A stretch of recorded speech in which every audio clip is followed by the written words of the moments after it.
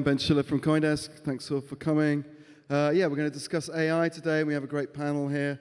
So on the far left here is David Minarsch from Minarsch. We have Harry Dewhirst from 375 AI. And then nearest me here is Shawn Wilkinson from Protea. So we've seen a lot of changes in the AI kind of infrastructure market recently. A lot of people have been talking about a kind of bubble in AI infrastructure spending, calling it unsustainable. So we're kind of contrasting that kind of ill sentiment with some apps here that hopefully will make money in the AI space. So I'm going to introduce, going to let the panelists introduce themselves. David. All right. Hey, I'm David, contributor to OLAS, or previously known as Autonomous. We have a lofty goal. We want to give everyone the opportunity to own one or multiple autonomous AI agents that are arbitrarily powerful. Today, that's not possible, so they're very scoped to specific use cases. Overall, there have been more than 1 million transactions from our agents across 8 blockchain networks against which they're deployed. And the sense in which this is a DePIN is that you, any other end user, can and does run these agents on their devices, and then they form these kind of multi-agent system use cases, which we can explore in a bit. Harry? Great. I'm Harry Dewhirst. Good to be here. I'm the CEO and co-founder of 375 AI. 375 is a data intelligence platform, which at the core of it is collecting data, real world, real time, using a vast array of sensors. With that data, we leverage AI at the edge to understand the world around these devices and interpret that into actionable, usable data that is privacy compliant. We then sell that information to businesses that have a multitude of use cases for, whether that's optimizing their business performance, whether that's improving operational efficiency, and so on and so forth. The company's been around for a couple of years. We've raised $5 million of funding from a number of people in this room.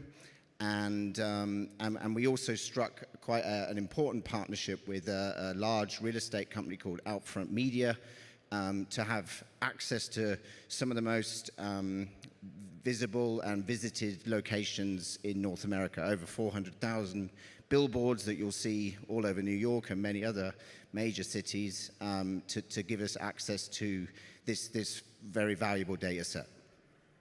Sure. Cool. Hello, I'm Shawn Wilkinson, founder of Protea. We actually operate the world's largest GPU compute DePIN for AI. And the way that we're able to do that is we really focus on 3 things. One is significantly reducing the cost of AI. So we reduce for our customers the cost of running AI infrastructure by 50 to 90%, making it a lot faster and more performant. Generally, we're taking our use cases and improving their performance by 2 to 4x. And the third thing that is really the most important is making it as simple and easy as possible to scale.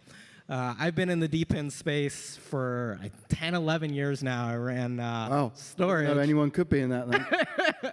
I ran storage, which I think was the second launch DePIN network. I think Saya was the first one.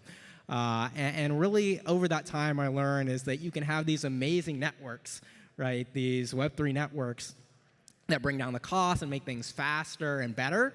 But you really need to make them very simple and easy to use. You don't need the users to jump through hoops with buying tokens and staking and all these kinds of things. Just providing a very simple API that looks like the Web2 APIs and making it better, cheaper, faster, but not removing a lot of the complexity is what actually gets these networks used, which is very important.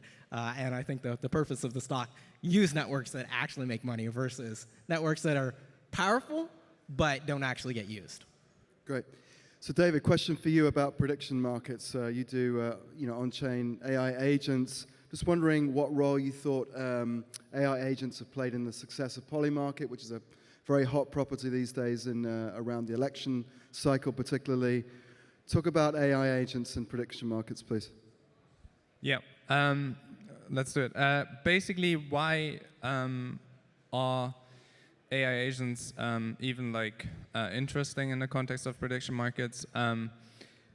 One issue you have with prediction markets more generally is that of participation. Everyone currently is very excited about them, and we're in an election cycle.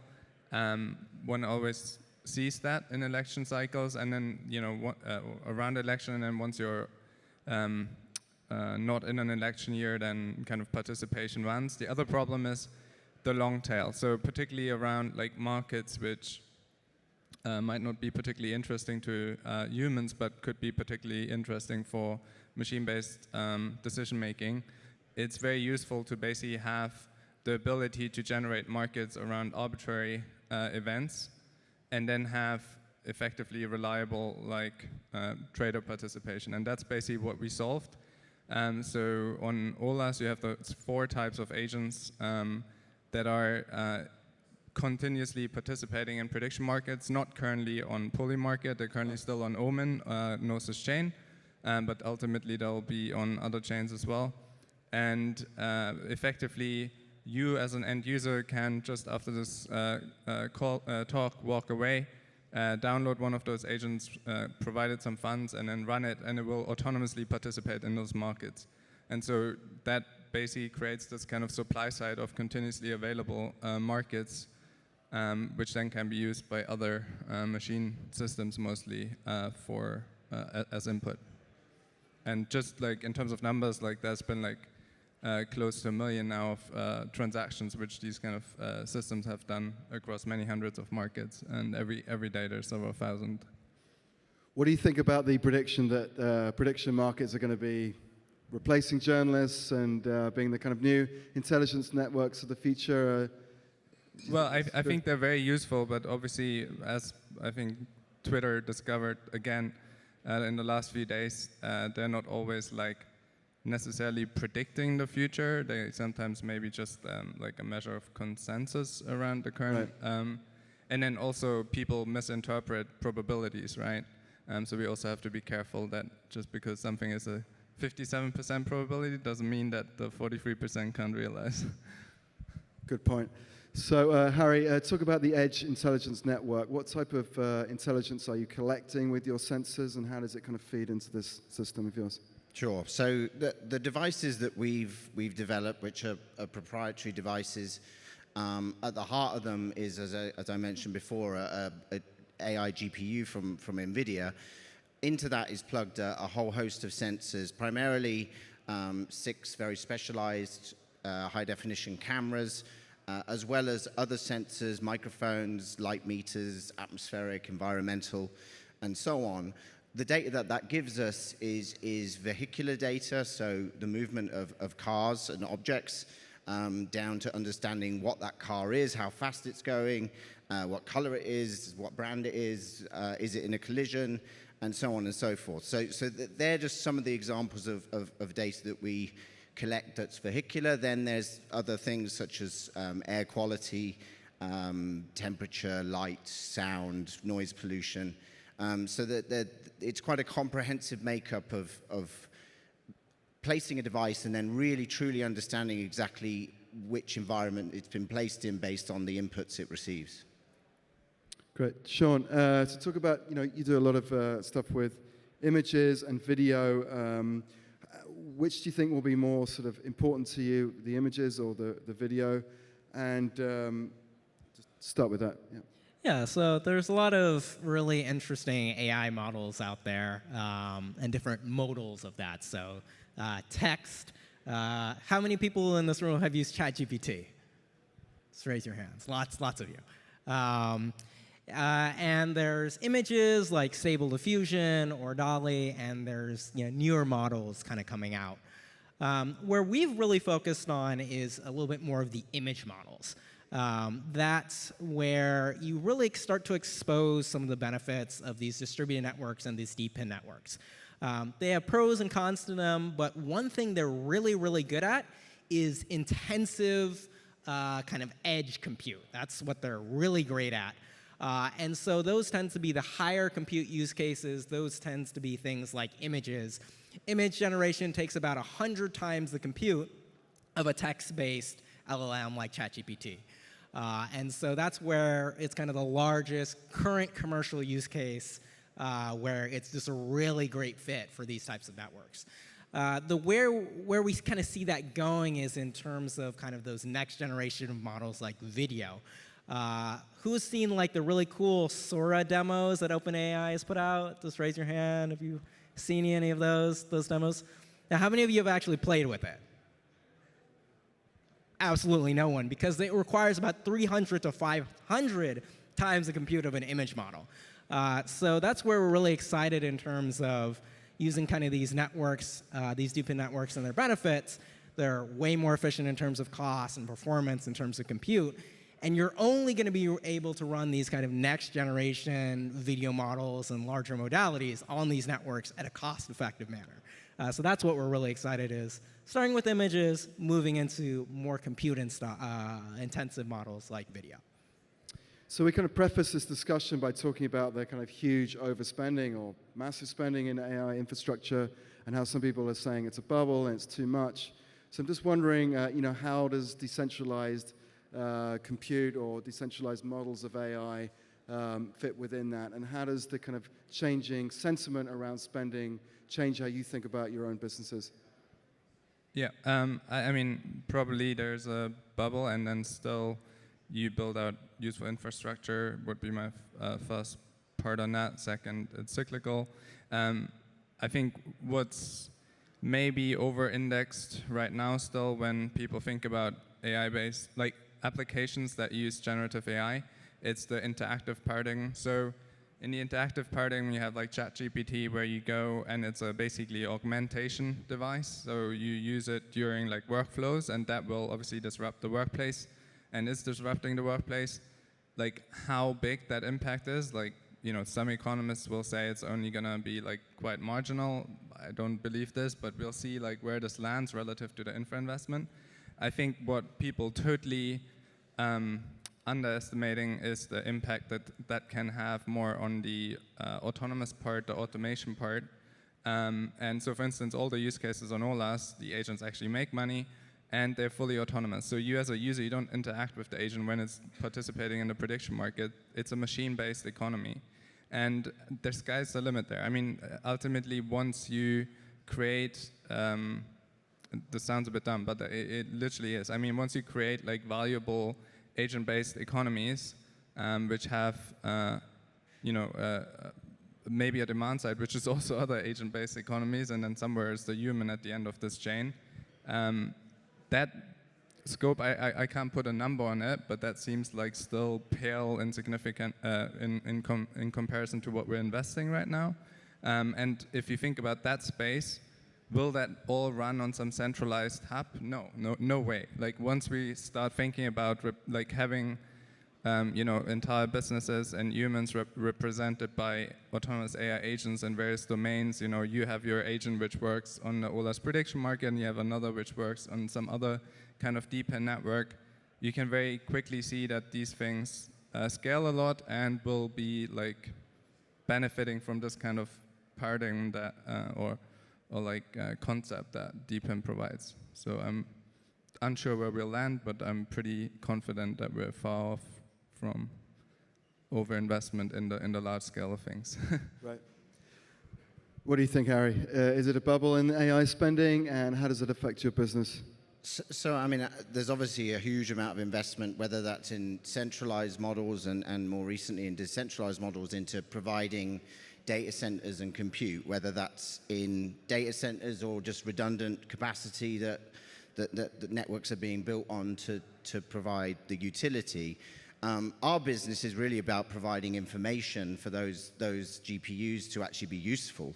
So, we see the investment into infrastructure as key to our success, and we'll be able to provide an unparalleled data set of real-world intelligence with extreme accuracy and extreme real time. So, we certainly see a huge amount of money being plowed into the space. It's very much centered around infrastructure, but I think there'll be other areas of investment that will need to follow, such as high quality data, because back to the old age saying of junk in, junk out, it definitely applies to AI in the most extreme case. Shawn, what do you think? Do you think decentralized AI can compete with centralized AI? In the areas that it's good at. So, yeah, there's, the joke is in terms of the current AI space, you'll have an AI company raise a $100 million round, and 90 of that million will go to AWS or NVIDIA and be blown through in a year. It's completely unsustainable. And that's where you kind of see the benefits of DePIN and AI, where you can run those exact same models at massive scale, at a huge cost savings, at a better performance than you can kind of the centralized counterparts. Now, I think there's an important distinction to make is that kind of these networks are not great for everything AI. So I think one of the things that the centralized providers will always do better is training. That's where you need to have the GPUs close to each other in dense environments, and that's where it's really great to use your AWSs and your hyperscaling for training those models. But once you actually train that model and you need to let it out into the wild, it makes no sense to actually run it on those providers, and that's where more distributed providers will have the ability to scale out these amazing use cases that are possible, but in a way that is actually, economically feasible. Instead of spending, you have that $100 million round, instead of spending $90 million on the hyperscalers, maybe you spend half of that on the training, and then you can spend like $10 million actually on inference and actually build a scalable product. So that's where we kind of see the split is. Running the model, decentralized networks are great. Training the model, use centralized providers once to get that model built. Cool. Okay, we've got a couple of minutes for questions. Anyone have a question from the audience? Don't be shy. Do we need to offer some kind of incentive? Anyone?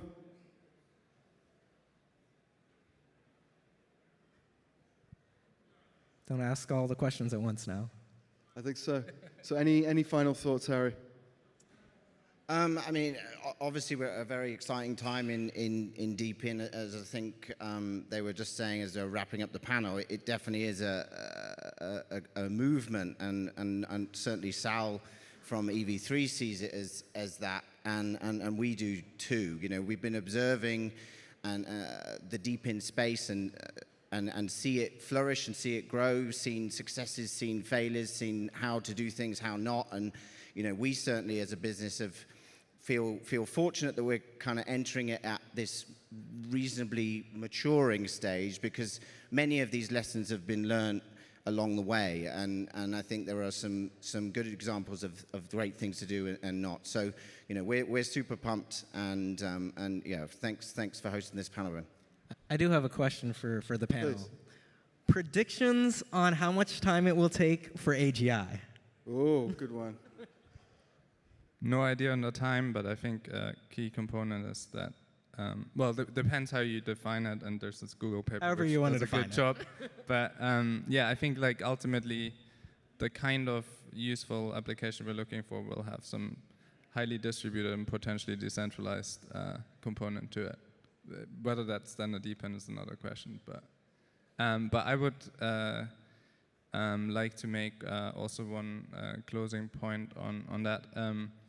I think like from where I sit, more broadly in crypto and in the DePIN section and crypto AI, I think I see a lot of infrastructure being built, and I think like everywhere we need more apps, and this is actually where it gets interesting, because more broadly in crypto you see this vertical integration taking place. We had a presentation on this earlier. We definitely see this in OLAS. We hardly integrate other infrastructure apart from the very low level like GPUs and stuff. It increasingly gets vertically integrated and goes direct to the consumer, and I think that's also the DePIN projects which I see which are particularly interesting, where end users can sometimes be some quite professional end user, but run infrastructure at home or elsewhere. Final thoughts, Shawn? Any predictions? I mean, to put some, I guess you're looking for a number. You didn't give a number. So, I mean, 7 years? What do you think, Shawn? 3 to 5. What? 3 to 5. Okay. Wow, that's a lot. Okay, we're out of time here. Thanks very much to David, to Shawn, and to Harry. I'm Ben. Thanks very much.